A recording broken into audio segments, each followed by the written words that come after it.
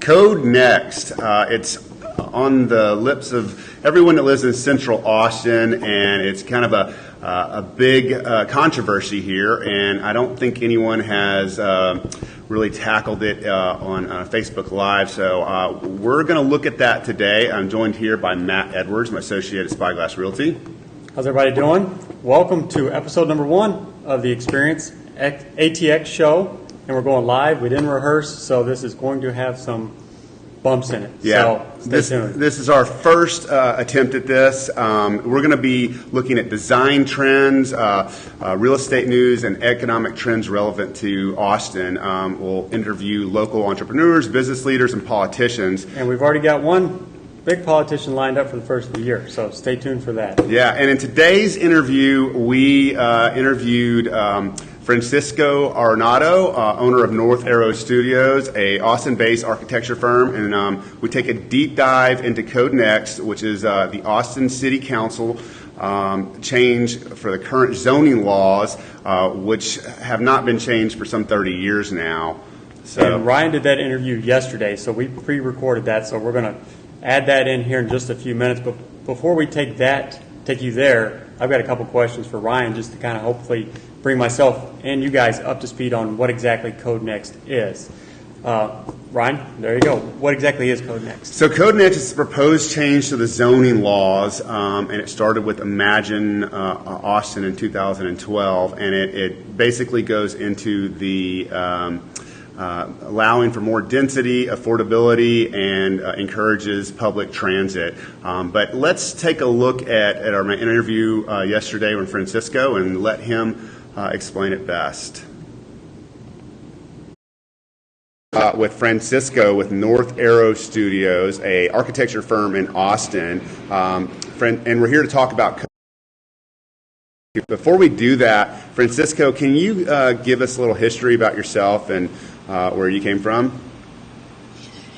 Sure. I was born in Texas, raised in Mexico, grew up there, and I moved back to Texas, Austin, to study architecture. I studied at UT. I've been in Austin now for close to 17, 18 years. After I graduated, I worked at Big Park Architecture, great office here in town. And then I left the office to start my own practice 5 years ago, North Arrow Studio. We work on both residential and commercial projects of different budgets and scales. Okay. And Francisco came to our office and gave us a presentation on the permitting process and some of the zoning laws. It was very helpful. I highly recommend Francisco if you have any projects coming up. Regarding CodeNEXT, tell me where all this came from. It's a long story, but let's just start with what is CodeNEXT. So CodeNEXT is it's a City of Austin initiative to rewrite the current land development code. And this was in response to a plan put together by the City of Austin many years ago. I think it was 2012. And the name of that plan is Imagine Austin. So every time that CodeNEXT is mentioned, it's usually in conjunction with the Imagine Austin plan. What is the Land Development Code? Very simple. Land Development Code determines what can be built, where it can be built, how much can you build on your site, and what are the appropriate uses for that particular property. And then Imagine Austin, which is closely linked to this process, CodeNEXT. It was basically a plan to envision the future of Austin. And the ideas for Imagine Austin were through contributions from the Austin community in general. So Imagine Austin happened next, and that plan was released in 2012.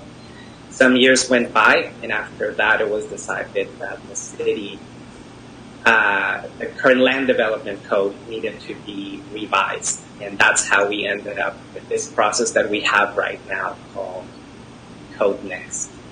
The general goals of this new code revolve around more affordable housing,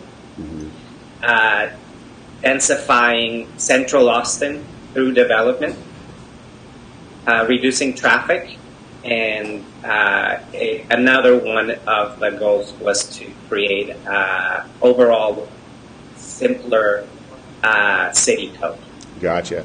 Yeah, and kind of I think from what I've heard is that, it's been so long since we've had a zoning change in here in Austin, and the city has just grown far more faster than anyone could have imagined, and we went from this small city to this great city that we see now. Several months ago, I saw a first round of some of the zoning changes that were proposed, and this is not the latest round, but the first round. Can you tell me, I went to a presentation on that, but do you know kind of the gist of what that first round had?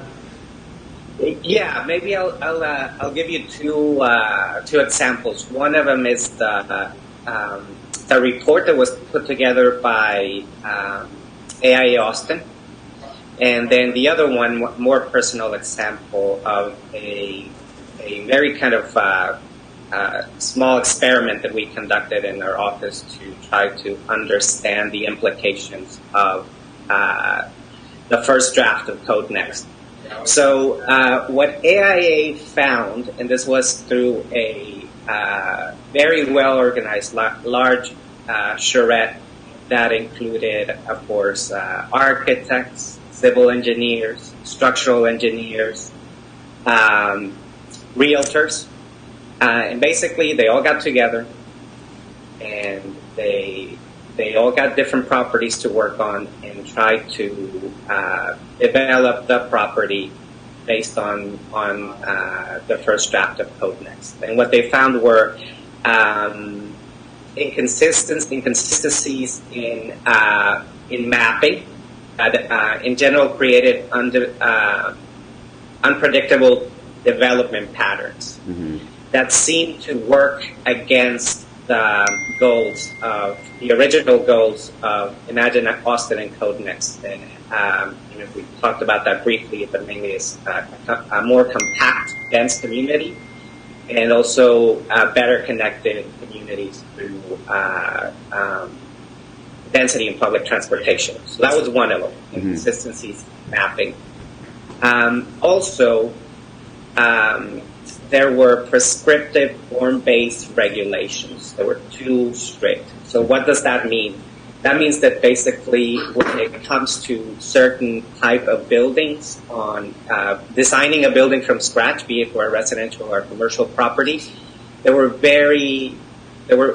only a few applicable solutions to the puzzle of zoning and the new code. So you basically, because there's so many restrictions, you can either do A, B, or C. And the main problem with that is that it created projects that were overall not really that marketable or significantly more restrictive than what we have in the code right now. So basically on the first round, it kind of made, it went against its goal and made things a little bit more difficult to put more higher density projects than what it was supposed to do, which was make it a little bit easier. Is that kind of the gist of it? Yes, and they did have certain areas, certain lots where you could increase the density that was that we have that is currently allowed by the code, but their findings was that maybe it wasn't enough. Yeah. They're saying it's enough. And that ties in directly to this one thing that people talk about a lot when we talk about CodeNEXT and the new code, which is the missing middle. That is general affordable housing. Doesn't mean subsidized housing, but housing that can be properties, housing that can be bought by Austinites with a median income. And that usually includes developments that have townhomes or row houses, or duplexes or triplexes. That's basically adding density to current lots. Yeah, and what I've heard before is that, look, we have a growing city here, and if every community around every neighborhood is, luxury prices, then we're not going to have people to basically offer services like, wait staff and things like that. So in the last month or so, there was a new round of proposed changes to the code, and I have not looked at any of that. Do you know what those changes, how did that affect the CodeNEXT compared to what the first round was? I think right now it's too early to tell. I don't think we certainly haven't had a chance to analyze the new round two of comments. Yeah. And I don't think I think it's the same for a lot of the different community groups around town, as well as professional groups.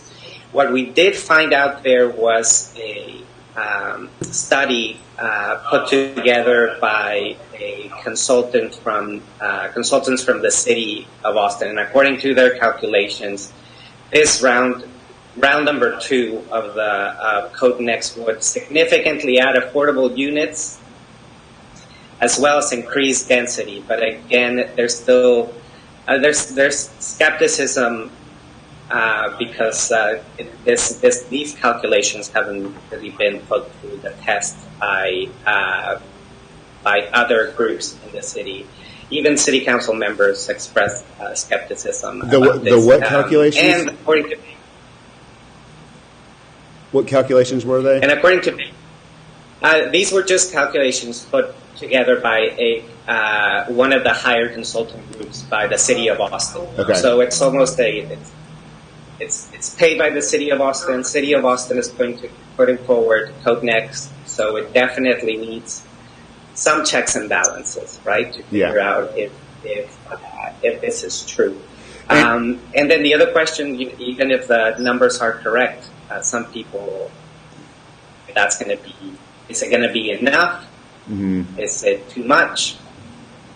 Yeah. So I think everybody still has to test the second draft, and it's technically kind of still a work in progress. At least that's the way it was described by Mayor Adler, and so it's not ready for approval. We have one more after this, so there's still time to evaluate it and respond to it, and then there's going to be the third draft. And apparently that is the draft that ideally everybody will be able to. Okay. And so, this is a very polarized issue. I've seen some Facebook groups on it.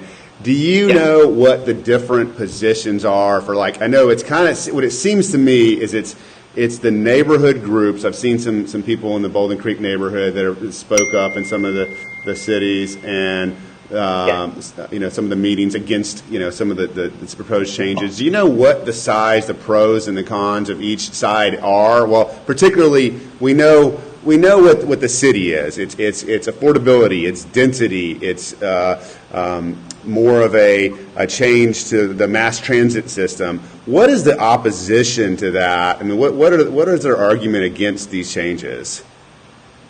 Well, so I feel that most Austinites are in favor of revising the current code and implementing the goals put forward by Imagine Austin.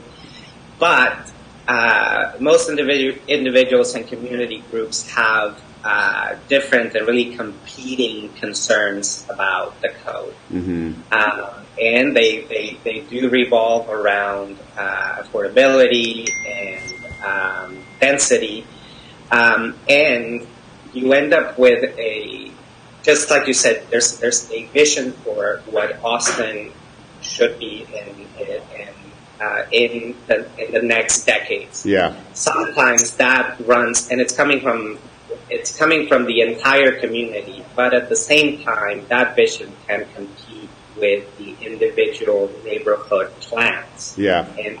And so everybody wants everybody agrees with the goals put forward, but a lot of communities just don't want that to compete with their current plans and really kind of the community that they feel they have right now. They don't want things to change in their neighborhoods. Right. In theory, they want, things to progress the city and make it affordable, but when it's coming to your own neighborhood, they're scared. And I've heard a lot that people are really worried that their values are going to go up because they have a lot that will be more become more attractive as the zoning changes. And I can't kind of think that's true to some extent, but that's just the nature of a growing city. So it'll be interesting to see how this shakes out. It's the nature of a growing city, and I think certainly when it comes to density and affordability, we got to make room for Austinites. We got to make room for those weird people that we love in this town, and it's not going to happen without either one of those two, density and affordability. But in general, you have different competing interests. For example, you have the community groups, and they're interested in affordability. They're interested in stopping gentrification and displacement. Yeah. And you have neighborhood groups that are interested in maintaining their neighborhood plan and really they don't want much change in their backyards. And then you have professional groups like architects, engineers, civil engineers they really want to find that ease of use in the new code, and they want to make sure that their clients understand the unintended consequences and implications of this new code. And then you also have developers, and they want to understand what are the associated costs with development, as well as, so with this new code, it means in a certain respect a new product, right? A new housing product, for example. Not everything has to do with housing, or business and housing. And is this new product going to be a viable product that people are going to be interested in? So yeah. Well, this has been really helpful, and we want to keep you in the loop here, and as things progress, maybe we can do this again, and you can give us an update on what the new proposal is. How's that sound? Sure. Yeah, before we sign off, can you tell anyone that's watching this where they can find you and more information about you? Yes, you can find us at northarrowstudio.com. That's our website. And you can send us an email at info@northarrowstudio.com. And if you want to give us a call, the phone number is 512-956-0644. All right. Well, hey, thank you so much for being on our event today and giving us this great information. And we will talk to you after the next.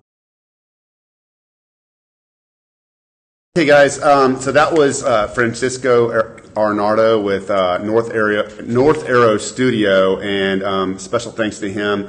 We're going to definitely have him on after our next go round. And Matt, when is our next show? Is in 2 weeks. 2 weeks, and we're going to be going over kind of an economic forecast. I write a lot about this stuff on my blog, spyglassrealty.com/blog, and you can find our written reviews of economic forecasts we go through. But we're going to be going through, what the numbers are as far as the stats for pending, sold. The market's getting a little slower, so we're going to have a full report on that in about 2 weeks. And we look forward to seeing you. Oh, thanks so much for coming on to watching our show. Be sure to like our page. You can see a whole lot of videos on youtube.com. Just search Spyglass Realty. Anything else to add?